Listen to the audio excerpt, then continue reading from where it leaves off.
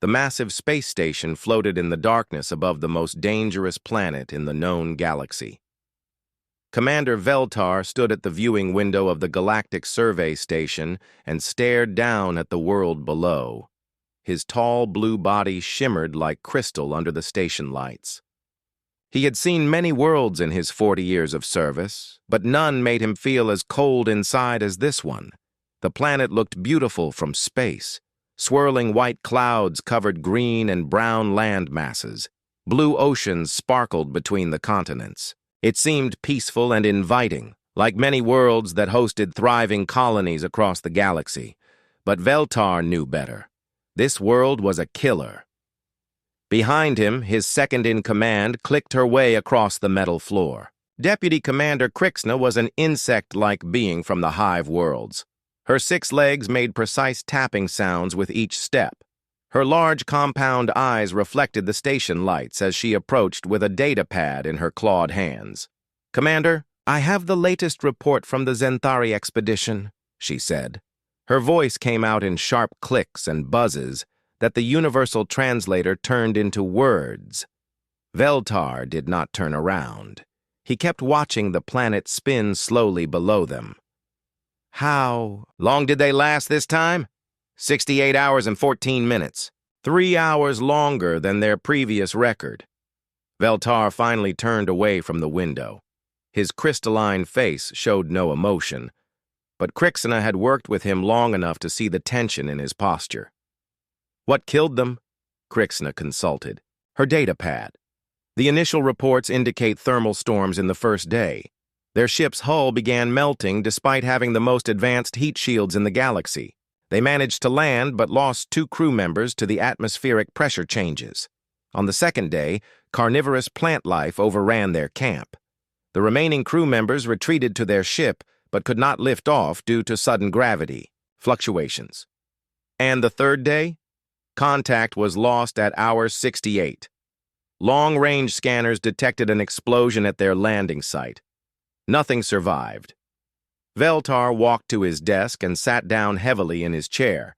The furniture adjusted automatically. To support his crystal-based anatomy, that makes 43 expeditions, 43 complete losses.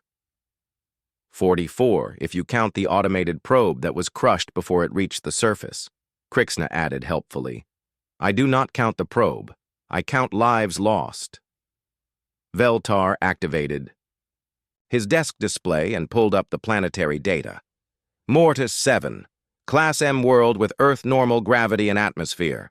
Rich mineral deposits including rare quantum elements. Perfect for colonization according to every computer model we have, and absolutely lethal to every form of life that has attempted to set foot on it. The data scrolled past showing environmental readings that seemed almost normal. Oxygen-nitrogen atmosphere, comfortable temperature ranges, adequate water sources, standard gravity. By all measurements, it should have been an ideal colony world. The Altarian Science Council has classified it as a Class X death world, Krixna reported. They recommend marking it as permanently off-limits to all galactic species. And the Thraxian Empire? They have declared it cursed by their ancient gods and forbidden any of their ships from entering the system. The Zenthari, after losing 3 of their most experienced exploration teams, they have officially designated it as a stellar hazard and requested that we place warning beacons throughout the system. Veltar closed the display and leaned back in his chair. In his decades of service, he had never encountered anything like Mortis 7. Worlds that were too hot or too cold could be handled with proper equipment. Worlds with dangerous animals could be studied and avoided. Worlds with toxic atmospheres required environmental suits but were still accessible. But Mortis 7 seemed to adapt its dangers to whatever tried to survive on it. Thermal storms that could melt starship hulls appeared without warning. Gravity fields shifted and changed like living things. The plant life seemed almost intelligent in its aggression. Even the atmosphere itself seemed to fight against visitors with pressure. Changes that could crush most species or atmospheric composition that shifted to become toxic to whatever was breathing it. "There is one more thing, Commander," Krixna said carefully. "What?" We have received a new request for planetary assignment. A xenogeologist wants permission to conduct a mineral survey on Mortis 7. Veltar's crystal face showed the first emotion of the day as his features darkened with concern. Which species? Please tell me it is not another Zenthari fool trying to prove their courage. No, Commander. It is a human. The word hung in the air between them. Humans were relatively new to the galactic community. They had only achieved faster-than-light travel 50 years ago and had been members of the Galactic Survey Corps for less than 20 years. In that time, they had proven to be competent explorers and scientists, but they were still largely unknown compared to species that had been traveling between stars for thousands of years. A human, Veltar repeated slowly. Have they been informed of the casualty rate for Mortis 7? I transmitted all relevant data as per protocol. The human acknowledged receipt of the information. And they still want to go? Yes, Commander. The human stated that the geological formations look fascinating and that the thermal activity suggests rare mineral deposits. Veltar brought up the human's file on his display. The image showed a young man with dark hair and bright eyes. His name was Dong-Hyun Kim, age 28, with degrees in xenogeology and planetary sciences from something called Seoul National University on Earth. His service record with the Survey Corps showed successful mineral surveys on 6 different worlds, all routine assignments on well-established safe worlds. This human has no experience with dangerous worlds, Veltar observed. No, Commander. All of his previous assignments have been Class A safe worlds with established colonies. Does he understand what he is asking for? Crixina clicked her mandibles. Together in what Veltar had learned was the equivalent of a shrug. Humans are difficult to understand, Commander. Their psychology is very different from most galactic species. They seem to have an unusual relationship with danger. That was certainly true. In their short time as members of the galactic community, humans had developed a reputation for taking risks that other species found incomprehensible. They volunteered for hazardous duty assignments. They explored dangerous regions of space. They seemed to actually enjoy challenges that other species worked hard to avoid. What do we know about their home world? Veltar asked. Crixina consulted her datapad again. Earth is classified as a Class M world, similar to Mortis 7 in many ways. It has variable weather patterns, active geological processes, and what the humans call a diverse ecosystem. Diverse how? According to their own records, Earth has millions of different species living on it. Many of them appear to be predators. The humans evolved as one species among many, competing for resources and territory. Veltar found this fascinating. Most galactic species had evolved on worlds where they were the dominant life form from early in their development. The idea of a world with millions of competing species seemed almost impossible. They also report frequent natural disasters on their homeworld, Crixina continued. Earthquakes, volcanic eruptions, severe weather, events and fluctuations in climate that happen regularly. And they survived and thrived in such conditions? Apparently so. They developed technology and civilization despite what sounds like a very hostile environment. Veltar considered this information.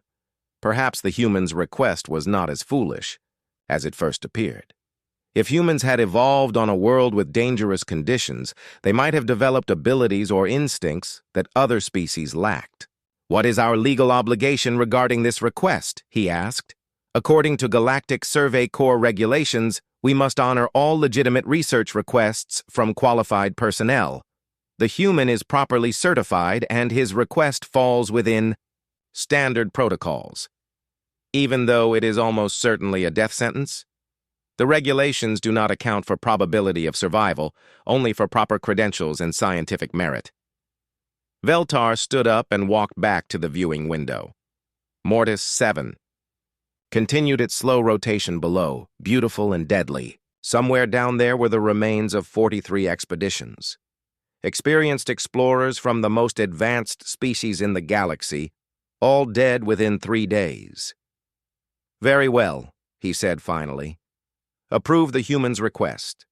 But I want a full expedition, team assigned to him. If he insists on going to his death, at least let him go with proper support. What kind of support team, Commander?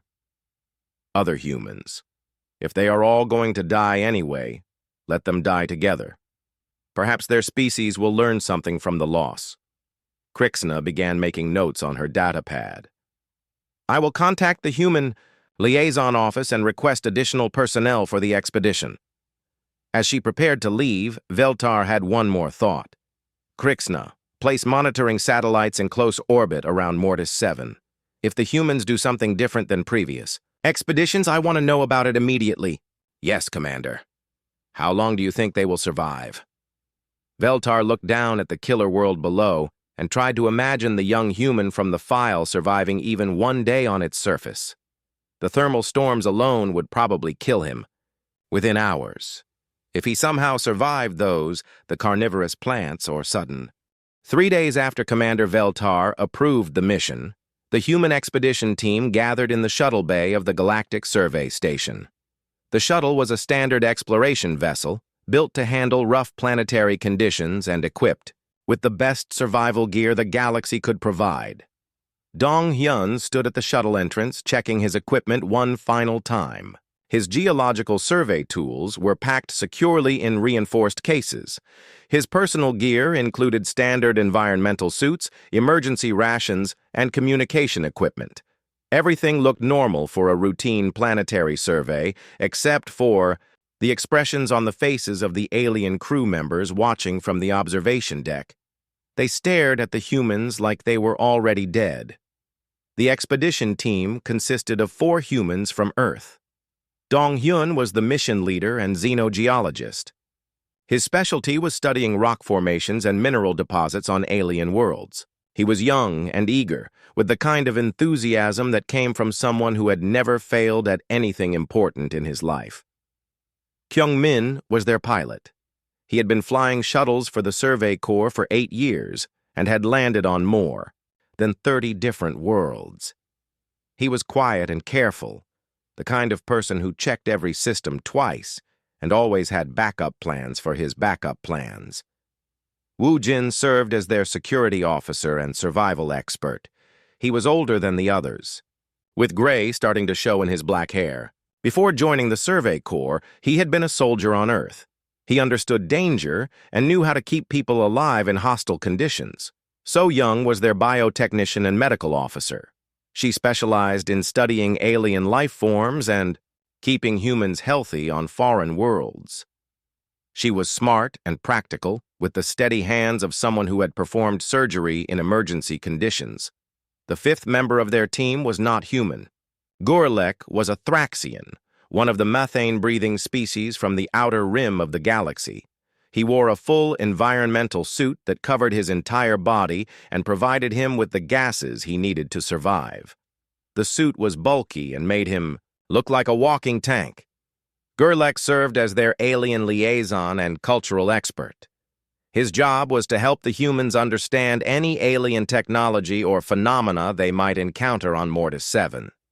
What none of the humans knew was that Gorlek had volunteered for the mission because his government considered it an honorable way to die. The Thraxians believed that dying in service to the galactic community would ensure his spirit found peace in the next life. He expected to be dead within 2 days. Kyung Min finished his pre-flight checks and sealed the shuttle hatch. The bay. Doors opened slowly, revealing the star-filled darkness of space and the deadly world spinning below them. All systems are green, Kyung Min announced over the comm system, beginning descent to Mortis 7. The shuttle detached from the station and began its journey toward the planet. From space, Mortis 7 looked like any other habitable world. Blue oceans reflected the light of the local star. White clouds swirled across brown and green continents. It was beautiful and peaceful from a distance.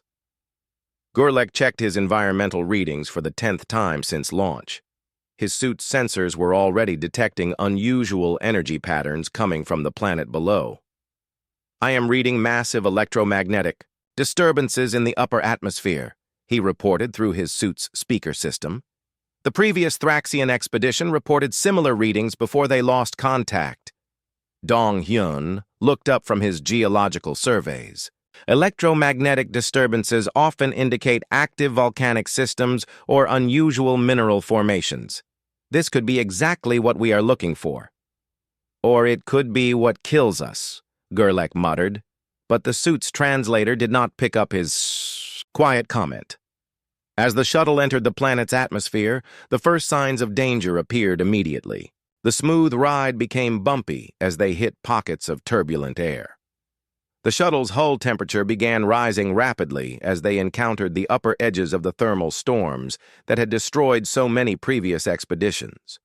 Warning alarms began, sounding throughout the cabin. Red lights flashed on Kyungmin's control panel as the shuttle's defensive systems activated automatically. Hull temperature at 60% of maximum tolerance and rising, Kyungmin reported, his voice staying calm despite the growing danger.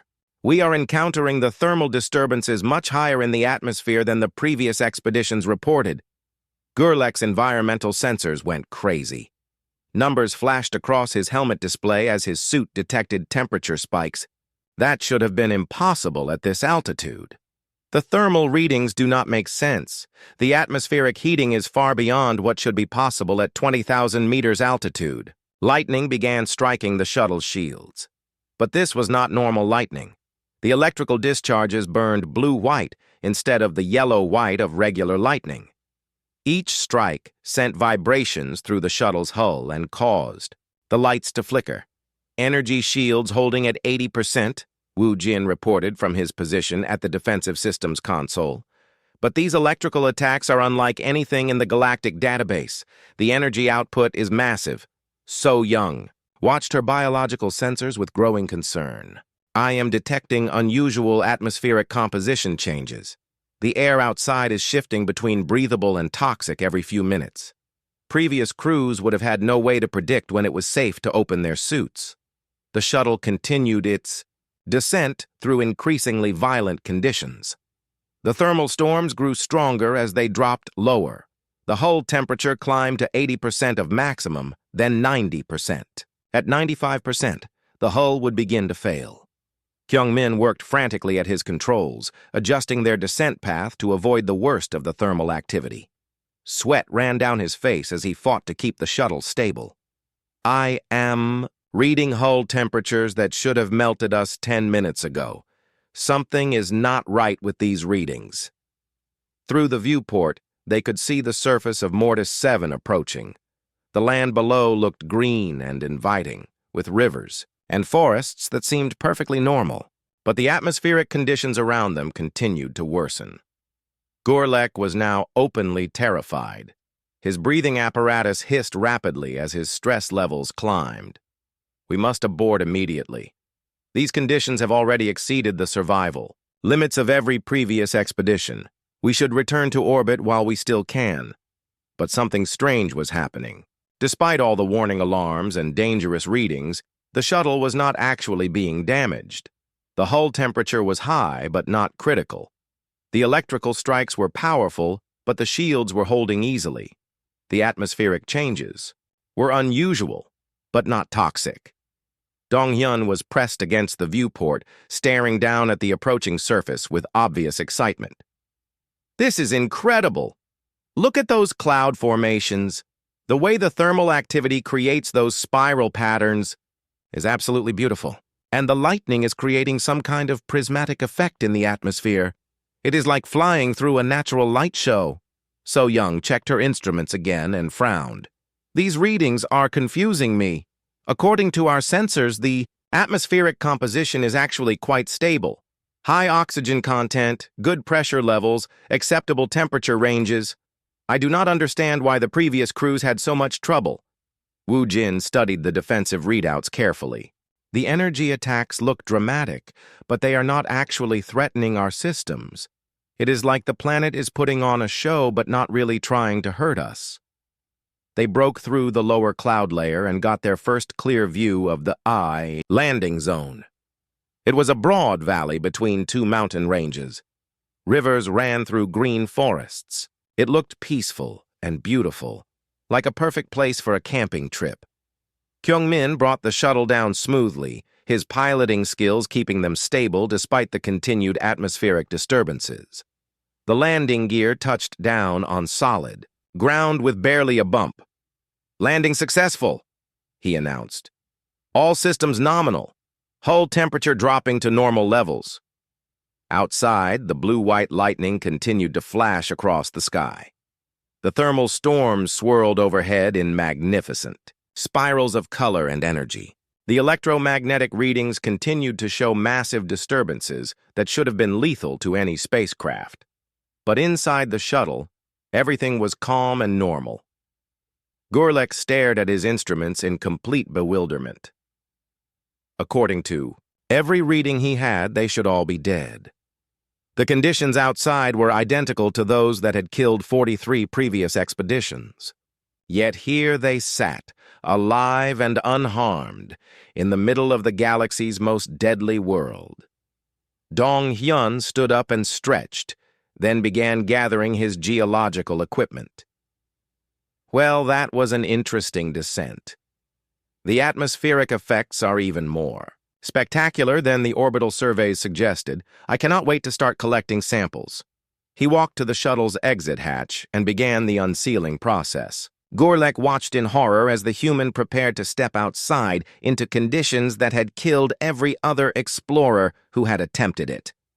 "Wait," Gorlek called out desperately. "You must put on your environmental suit first. The atmospheric readings indicate extreme danger." Dong-hyun paused at the hatch controls and looked back at the Thraxian with a puzzled expression. "Environmental suit? For what? The air quality readings show it is perfectly breathable out there." And with that, the young human geologist opened the hatch and stepped out onto the surface of the galaxy's most feared Deathworld, wearing nothing more than his standard work clothes and a big smile. The real surprises were just beginning. The Deathworld Devoured crew's Dong-hyun stepped onto the surface of Mortis 7 and took a deep breath of the alien air. Above him, the blue-white lightning continued to flash across the sky in spectacular displays. The thermal storms swirled overhead, like living things made of fire and wind. Around him, the ground vibrated slightly with seismic activity that registered on every sensor as potentially deadly. He smiled and stretched his arms wide. "This feels great. The air is so clean and fresh. It reminds me of the mountains back home in Korea." Inside the shuttle, Gorlek stared at his environmental readings in complete panic. According to his instruments, the human should have been dead the moment he opened the hatch. The atmospheric pressure was fluctuating wildly. The temperature was shifting between extremes that would kill most galactic species. The electromagnetic radiation should have fried his nervous system instantly. Yet there stood Dong-hyun, breathing normally and looking perfectly comfortable. The other humans began filing out of the shuttle, carrying their equipment and chatting, casually as if they were arriving at a vacation resort instead of the galaxy's most dangerous world. Kyung-min looked up at the swirling thermal storms overhead. "A bit cloudy today, but the weather looks stable. Good flying conditions once we finish the survey work." So Young pulled out her biological scanning equipment and began taking readings of the local plant life. "The ecosystem here is fascinating, very diverse and active. It reminds me of the rainforests in South America." Woo Jin unloaded the defensive equipment and began setting up a perimeter around their landing site. "Decent terrain for a base camp, good visibility, multiple escape routes, solid ground for heavy equipment." Gorlek finally worked up the courage to leave the shuttle, but only after double-checking every seal on his environmental suit. He stepped outside cautiously, expecting to die at any moment. Nothing happened. His suit's sensors continued to scream warnings about lethal conditions, but he remained alive and unharmed. It made no sense according to everything he knew about planetary survival. The first real test came within an hour of landing. Dong-hyun was examining an interesting rock formation near a small stream when the ground suddenly began to shake. Not the gentle vibration they had been feeling since landing, but a violent earthquake that sent rocks tumbling down from the nearby cliffs. Gerlach fell to his knees as his environmental suit struggled to compensate for the sudden movement. Seismic event, Class 5 magnitude. We must seek shelter immediately. But the humans barely seemed to notice. Dong-hyun grabbed onto a nearby tree to steady himself and kept working. Just a little tremor. Nothing to worry about.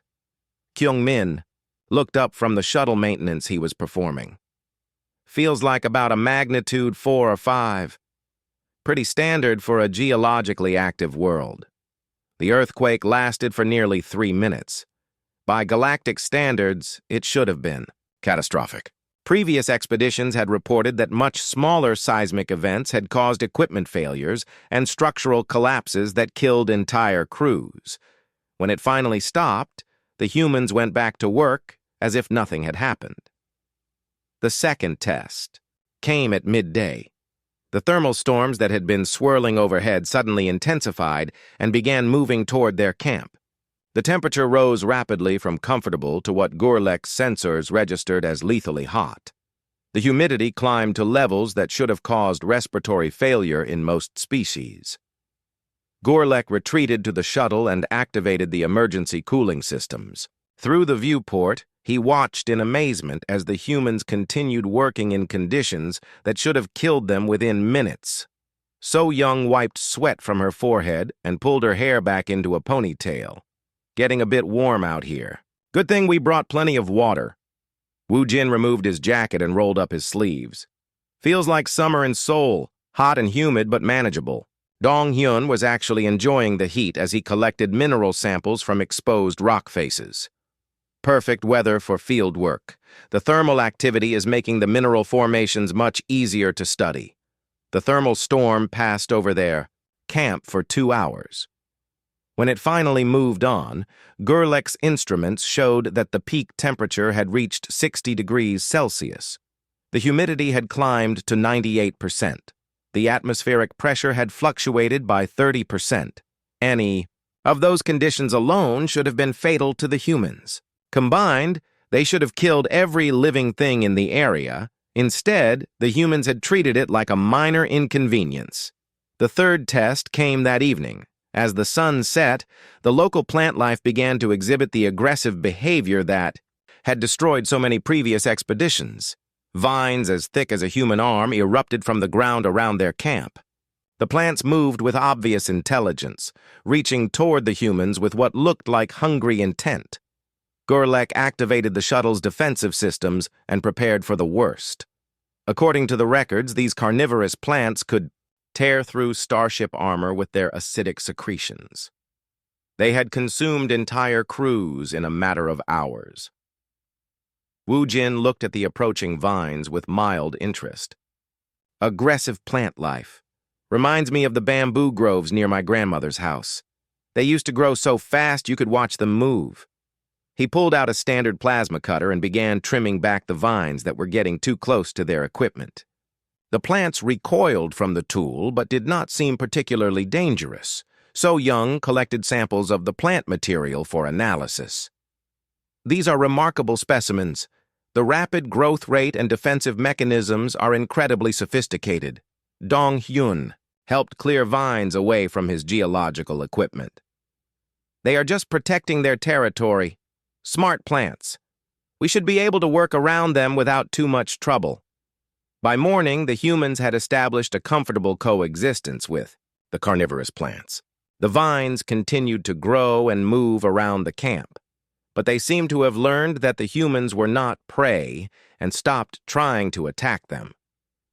Gerlach spent the night in the shuttle, too terrified to sleep, watching conditions that should have meant certain death become routine background noise for the human team. On the second day, the gravity fluctuations began. This was the phenomenon that had crushed previous expeditions. Sudden changes in gravitational force that could increase weight by hundreds of % or reduce it to nearly nothing. Equipment had been destroyed, bones had been broken, and crews had been trapped when their own gear became too heavy to move. First gravity wave hit, while Dong-hyun was climbing a steep slope to reach an interesting mineral deposit. One moment he was walking normally, the next moment he weighed 3 times as much as usual. Gorlek watched through his suit's sensors as the human's weight tripled. By all logic, Dong-hyun should have been crushed against the rocky slope. Instead, he adjusted his pace and kept climbing. "Gravity is a bit heavy here," Dong-hyun called down to his teammates. "Feels like wearing a weighted vest during training." Kyung-min experienced a gravity reduction that made him weigh almost nothing. Instead of panicking, he used the opportunity to reach high places on the shuttle that normally required a ladder. "Low, gravity up here," he reported cheerfully. "Much easier to do maintenance work." So-young walked through a gravity field that was constantly shifting between heavy and light. She adapted to each change within seconds, as if walking through varying. Gravity was the most natural thing in the world. "Interesting gravitational anomalies," she noted in her scientific log. "The field seemed to be generated by underground mineral formations. Definitely worth studying further." Woo-jin set up equipment in an area where the gravity changed every few minutes. He simply worked faster when it was light and took breaks when it was heavy. "Good workout," he commented, "like interval training, but with environmental effects." By the end of the second day, Gorlek was beginning to understand something that horrified him. The humans were not surviving the deadly conditions of Mortis 7. They were thriving in them. More than that, they seemed to genuinely enjoy the challenges. When the atmospheric pressure dropped to levels that should have caused explosive decompression, Dong-hyun compared it to mountain climbing on Earth. When acid rain fell from the sky during the night, So-young collected samples and marveled at the interesting chemical composition. When the ground temperature rose high enough to melt most metals, Kyung-min used it to heat their food and called it convenient. When carnivorous flying insects swarmed their camp, Woo-jin set up simple defenses and treated them like mosquitoes at a summer picnic. Every condition that had killed 43 previous expeditions was, to the humans, just another minor environmental factor to work around. On the third morning, Gorlek finally gathered the courage to ask the question that had been terrifying him since they landed. "How are you doing this?" he asked Dong-hyun as the human cheerfully collected lava samples from an active volcanic vent. "These conditions should have killed you 50 times over." Dong-hyun looked genuinely puzzled by the question. "Killed us? Why?" "It is just weather and geology. A bit more active than some places, but nothing we cannot handle. But the thermal storms, the gravity fluctuations, the seismic activity, the aggressive ecosystem, oh, that stuff." Dong-hyun shrugged. "It reminds me of home. Earth has all of those things to—" The Deathworld Devoured. Cruz Gorlek sat in the shuttle on their third night on Mortis 7, staring at his instruments and trying to understand what he was witnessing. According to every sensor he had, the humans should have been dead dozens of times over. Yet there they were, sitting around a campfire outside the shuttle, roasting food over flames that burned at temperatures hot enough to melt most galactic metals. They were laughing and telling stories like they were on vacation. Through his environmental suit's speakers, he could hear their conversation. Dong-hyun was describing his geological findings with obvious excitement. So-young was explaining the fascinating adaptations of the local wildlife. Kyung-min was planning their flight path for tomorrow's survey work. Woo-jin was discussing the best locations for a permanent research base. None of them seemed aware that they were sitting in the middle of hell. Gorlek activated his communication system and sent an urgent message back to the Galactic Survey Station. The transmission would take several hours to reach orbit, but he had to report what he was seeing. "This is Expedition Liaison Gorlek reporting from Mortis 7 surface," he began. "Day 3 of human expedition. Status report, all human crew members, alive and unharmed despite experiencing conditions identical to those that killed previous expeditions." He paused, still barely believing his own words. Environmental conditions continue to exceed lethal parameters for all known galactic species. Thermal storms, gravity fluctuations, seismic activity, aggressive ecosystem, and atmospheric instability all present and active. Human crew appears unaffected by these conditions. He looked out at the humans again. Dong Hyun was using a stick to poke at the campfire, adjusting the flames for better cooking temperature. The fire was burning at nearly 800 degrees Celsius, requesting immediate consultation with xenobiology specialists. Human behavior and survival capabilities do not match any known galactic life form classifications. The next morning brought new revelations that shook Gorlek's understanding of the universe even further. A pack of predatory animals approached their camp just after sunrise. These creatures were the size of large dogs, but with armor-plated skin, razor-sharp claws, and multiple rows of teeth. Previous expeditions had reported that similar animals could tear through starship hull material with their claws. Gorlek activated the shuttle's defensive systems and prepared to lift off immediately. But the humans barely looked up from there. Breakfast. Wu Jin glanced at the approaching predators and reached for a sonic deterrent device. Just some local wildlife checking us out.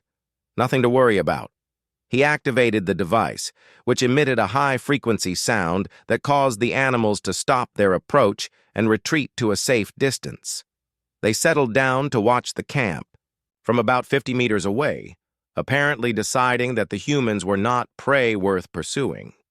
Smart animals, So Young observed as she studied them through her binoculars. They have good survival instincts. They know we are not easy targets. Dong Hyun tossed a piece of food in their direction. The animals cautiously approached and ate it, then returned to their watching position. Probably just curious about the new neighbors. Within an hour, the predators had become part of the camp's routine. They stayed at a respectful distance, but seemed content to coexist with the humans. So Young took biological readings from a safe distance. The animals allowed her to work as long as she did not get too close. This was completely unlike anything in the expedition records. Previous crews had been hunted relentlessly by the local predators. Entire teams had been killed in their sleep by animal attacks, but the humans had somehow negotiated a peaceful coexistence in less than an hour. The real shock came when Gorlek finally worked up the courage to ask about their home world. "Tell me about Earth," he said during their midday break.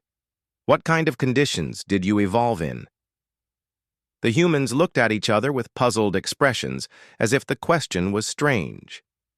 "Normal conditions," Dong Hyun replied. "Why do you ask? Humor me. Describe a typical day on your home world." So Young thought for a moment. "Well, it depends on where you live and what season it is. The weather changes a lot. Sometimes it is hot, sometimes cold. Sometimes dry, sometimes wet. We get storms pretty regularly." "What kind of storms?" "All kinds. Thunder and lightning storms, windstorms, snowstorms, hurricanes, tornadoes. Plus we have earthquakes, volcanic eruptions, floods, droughts, forest fires." Gorlek's environmental sensors began registering elevated stress levels from his own body. "These things happen regularly?" "Sure. Earth is pretty active. The weather systems are always moving around, and the geology is constantly changing. Keeps things interesting." Wu Jin joined the conversation. "Do not forget about the wildlife. Earth has lots of predators: bears, wolves, big cats, sharks, venomous snakes, poisonous insects, plus all the smaller dangerous things like bacteria and viruses. And you evolved alongside these threats?" "We evolved because of them," Kyungmin corrected. "Competition made us stronger and smarter. We had to learn to survive in difficult conditions, or we would not have made it as a species." Gorlek processed this information with growing horror. "So Earth is dangerous?" The humans looked at him like he had asked if water was wet. "I guess so," Dong Hyun said slowly. "But it is home. We are used to it."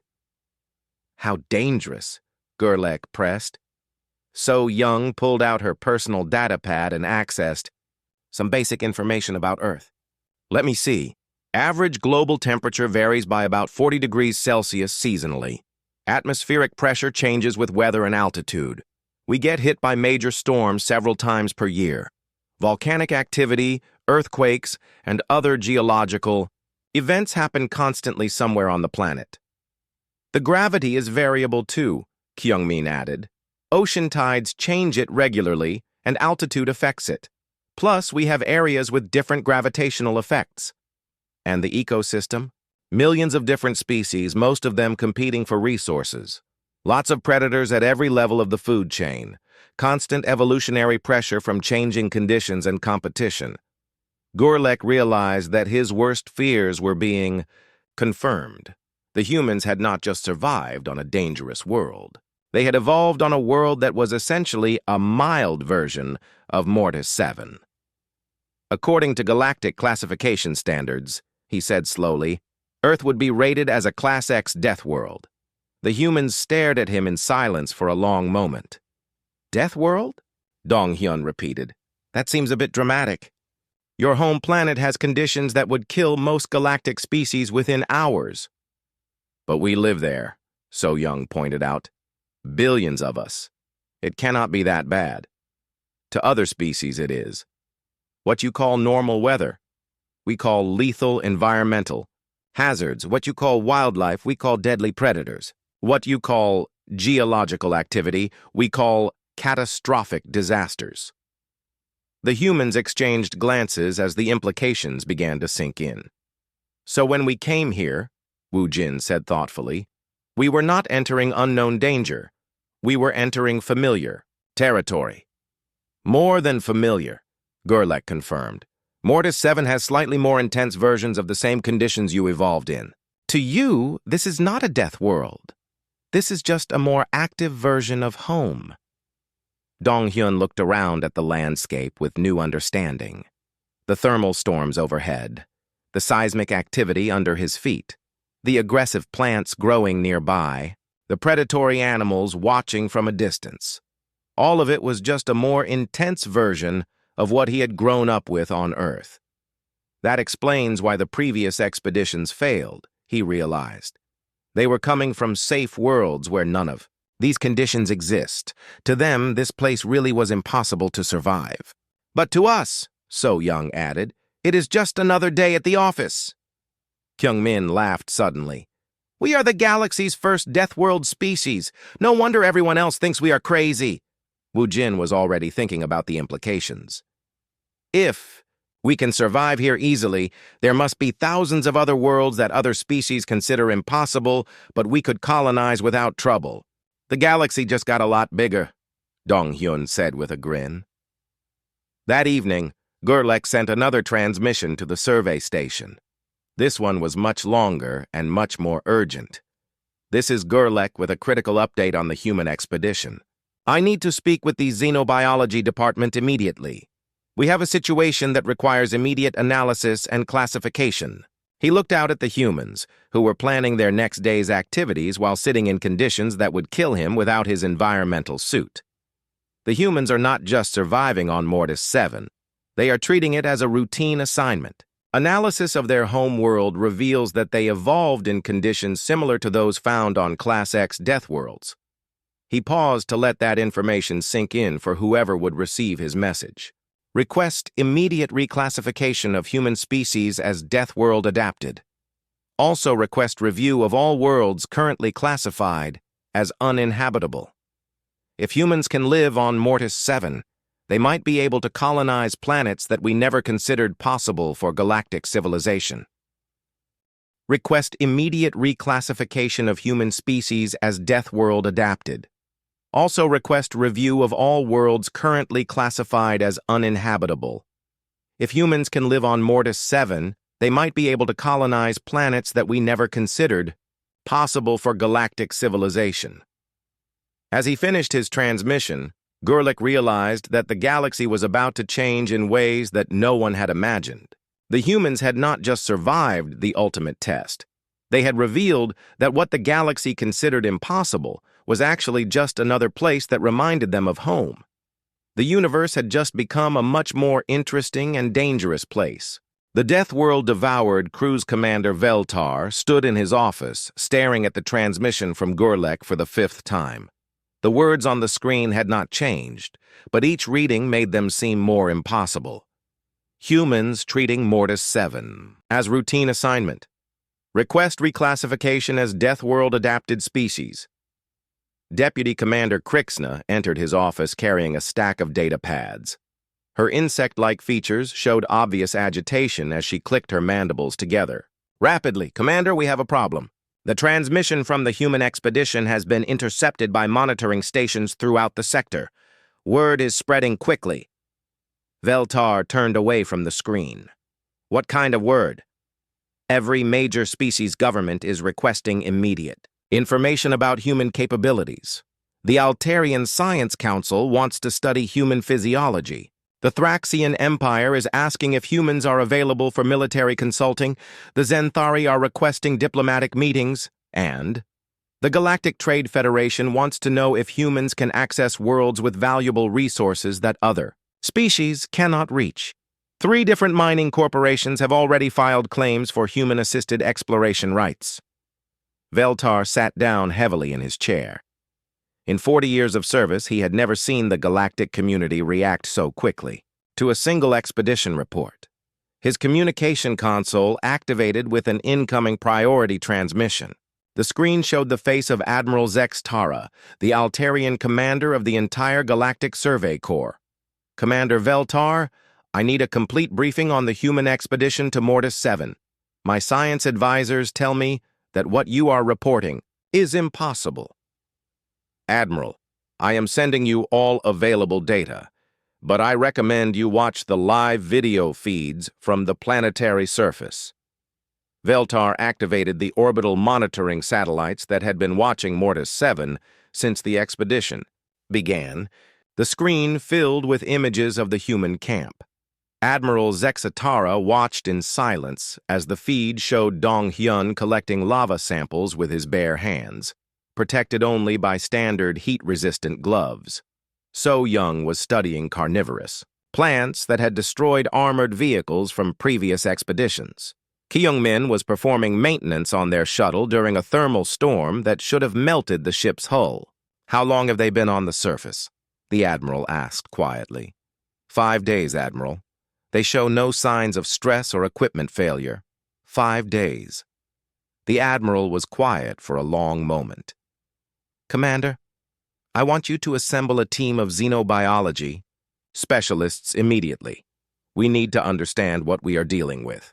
The transmission ended, leaving Veltar alone with the growing realization that the galaxy was about to discover something that would change everything. On the surface of Mortis 7, the human team was completely unaware of the chaos their survival was causing in the galactic community. They had established a comfortable routine and were making remarkable progress in their survey work.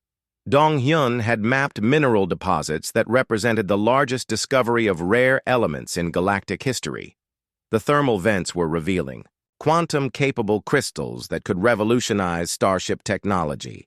The active geology was exposing ore formations that had been buried on other worlds for millions of years. We need to bring Minho and his engineering team, Dong Hyun told his companions over breakfast. These mineral formations require specialized extraction equipment. So Young had cataloged over 300 new species of plants and animals, many with biological adaptations that could advance medical science by decades. The biodiversity here is incredible. Some of these organisms have developed resistance to radiation, extreme temperatures, and toxic substances that could be applied to human medicine. Kyung-min had been studying the atmospheric patterns and discovered that the thermal storms followed predictable cycles that could be used to generate massive amounts of clean energy. The power potential here is enormous. We could supply energy to entire star systems. Wu Jin had completed detailed tactical analysis and concluded that Mortis 7 could serve as an ideal strategic base for human expansion into this region of space. The natural defenses would make it nearly impossible for other species to attack.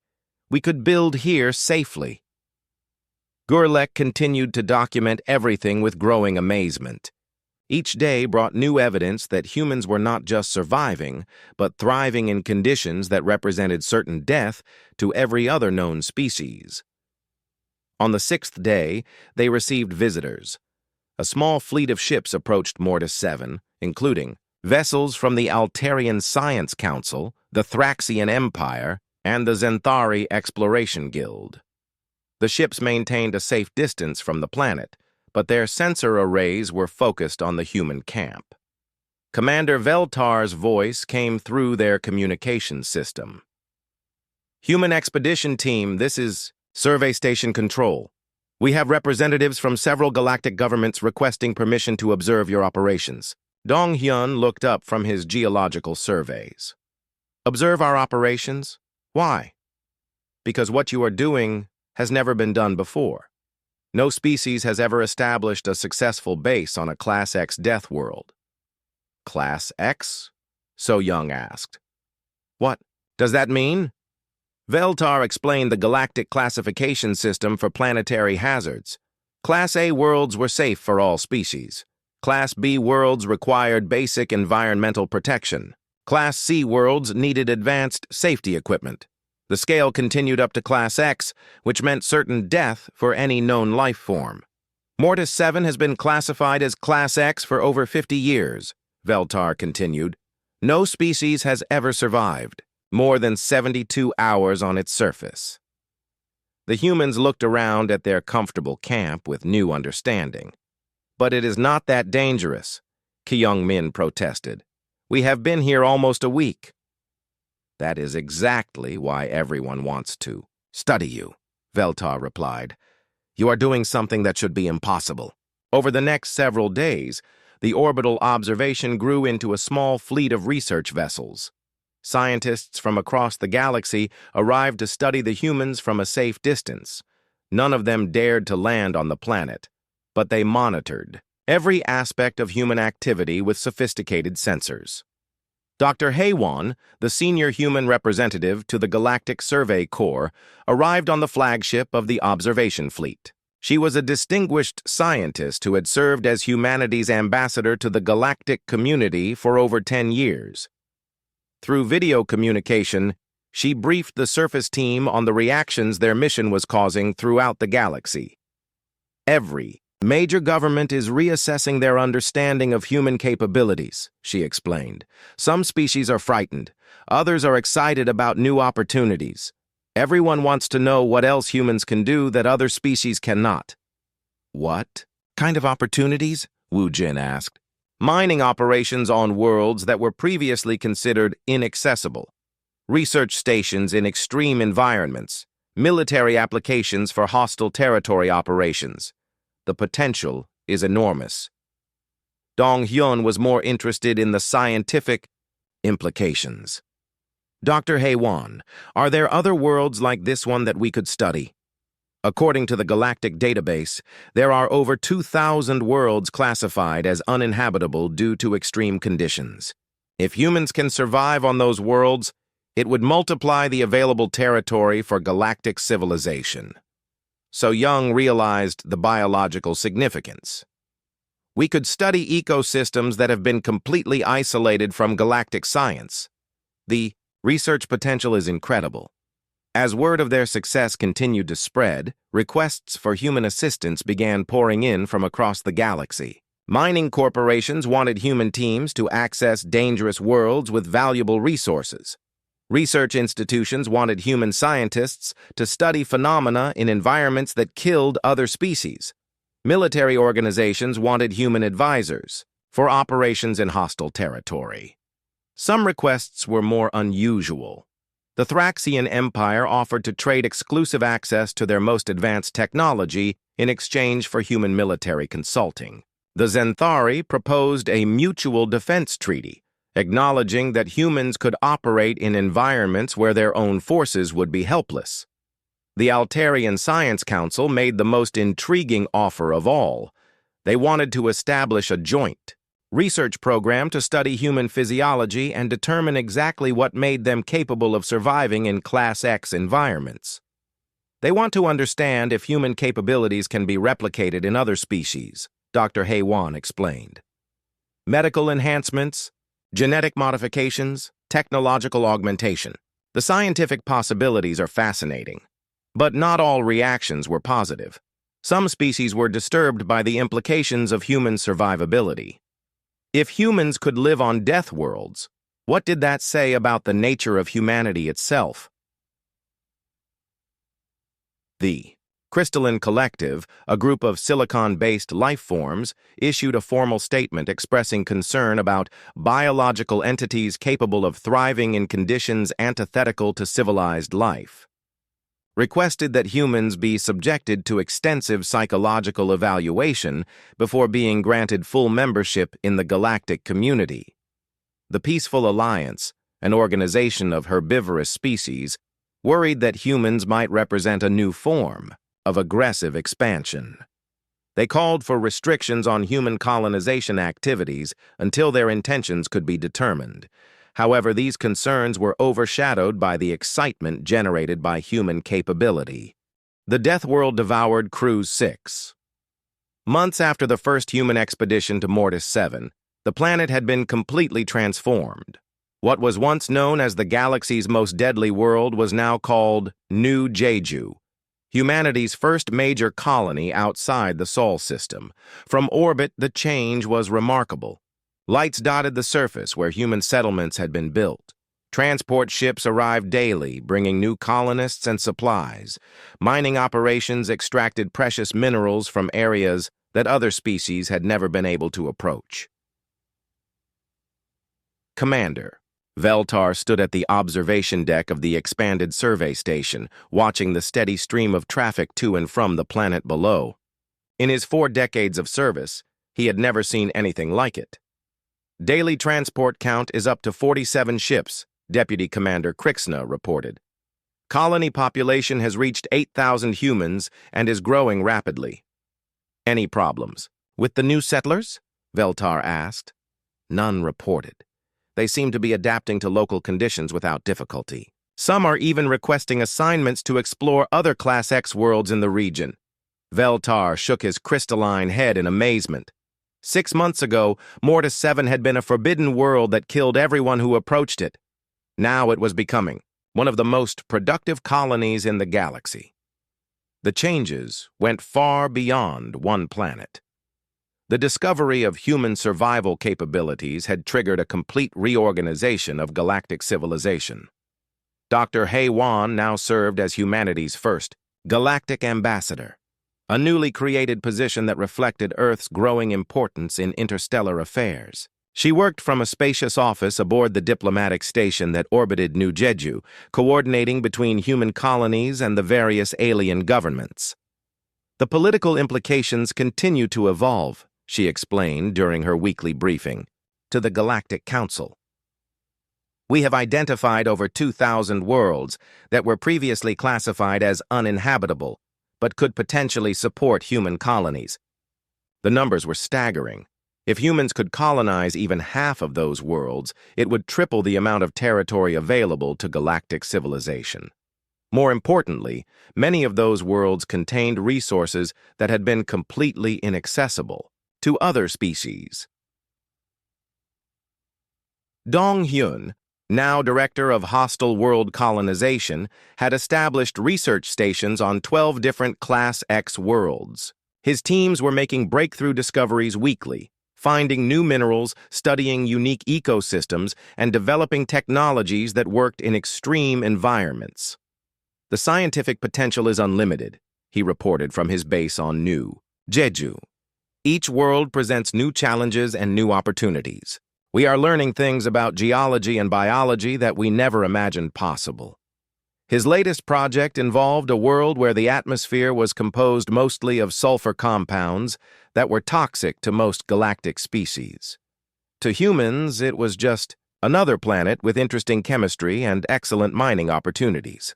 So Young had become the head of the Extreme Environment Research Institute, studying life forms that existed in conditions previously thought impossible. Her work was revolutionizing galactic understanding of biology and medicine. We have discovered organisms that can survive in vacuum, reproduce in acid, and process radiation as food. she announced during a scientific conference. The medical applications are incredible. We are developing treatments for diseases that were previously considered incurable. Her research teams, all human, worked in environments where other species would die instantly. They studied life in volcanic vents, acidic lakes, high radiation zones, and crushing gravitational fields. Kyung Min had established the Extreme Weather Transportation Company using human pilots to fly through conditions that grounded all other species. His ships could operate during thermal storms, navigate through gravity anomalies, and land on worlds where the weather changed by the hour. We are connecting worlds that were previously isolated, he explained to potential clients. If you need something delivered to a Class X world, we can get it there. His company was already handling supply runs to 17 different human colonies on worlds that other species could not approach. Wu Jin had been appointed as military advisor to 3 different alien governments. His expertise in surviving hostile conditions made him invaluable for operations in dangerous territory.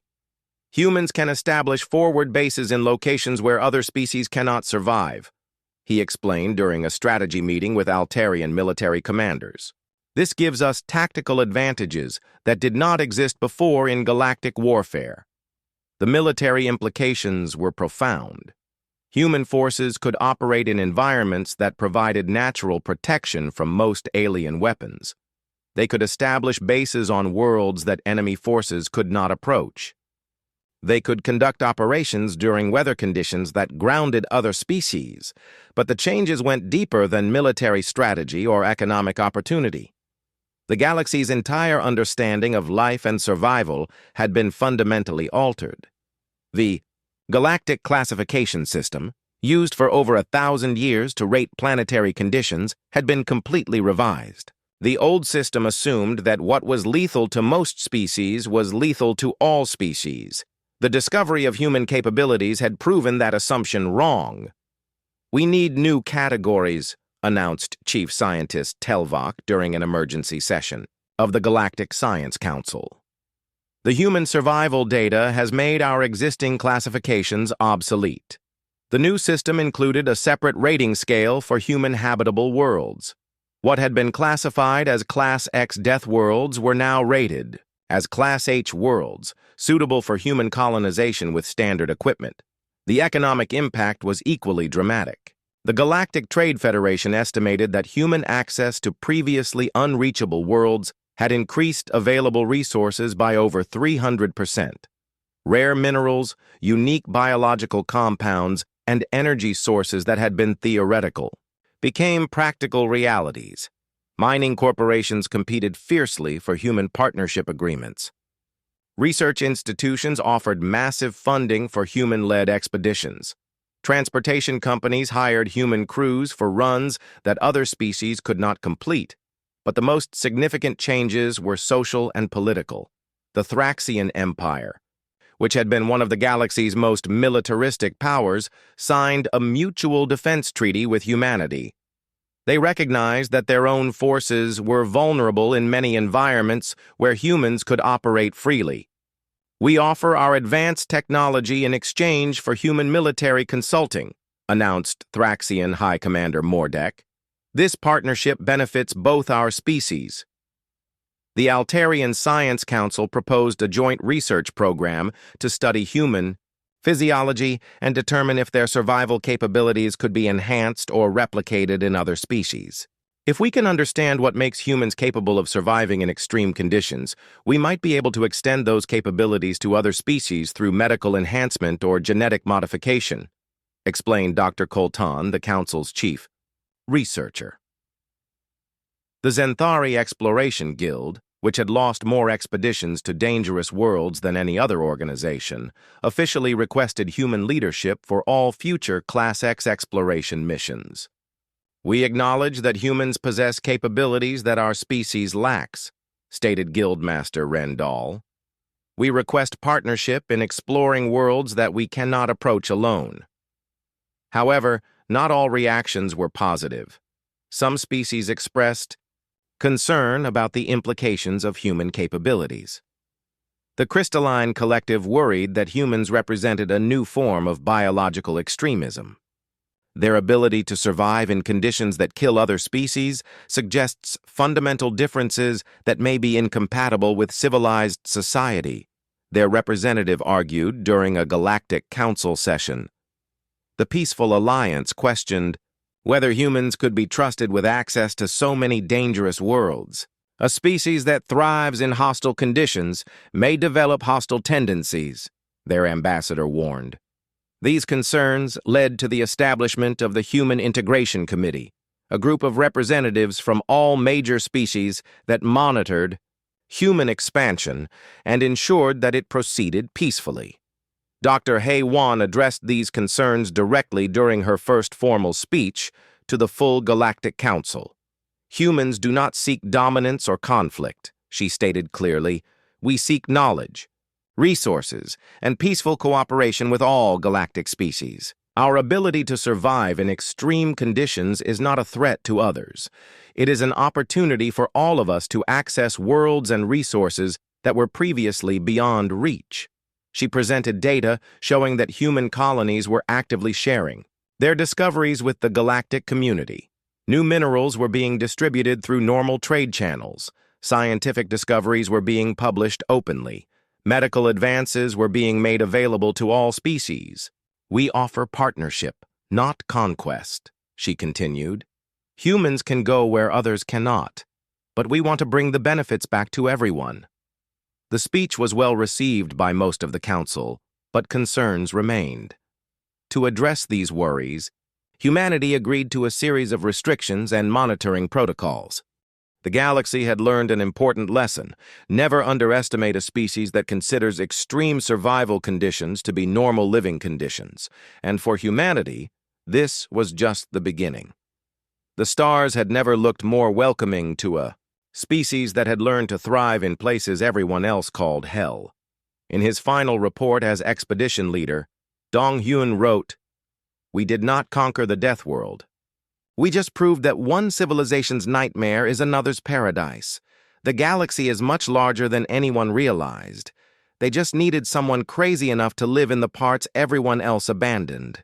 The universe belonged to those brave enough to call the impossible places home.